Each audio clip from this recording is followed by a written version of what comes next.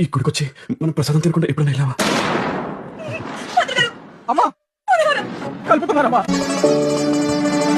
ఉప్పు కొంచెం తక్కువైంది కదా రత్న, నాకు కూడా కొంచెం ఉంచు రత్న. టెన్షన్ పడక రత్న, నాకేం కాదులే.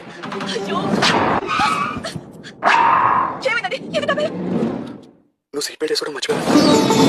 ఎండగా ఉందని చూసాక రత్న, మళ్ళీ నీకు వడ్డెబ్బ తగిలితే నేను తట్టుకోలేను. నాగరత్న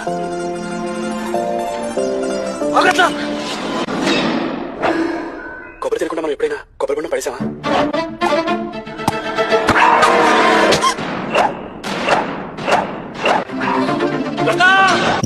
సార్ ఆవిడేం కాదులేండి, మీరు ముందు ఫస్ట్ ఎయిడ్ తీసుకోండి.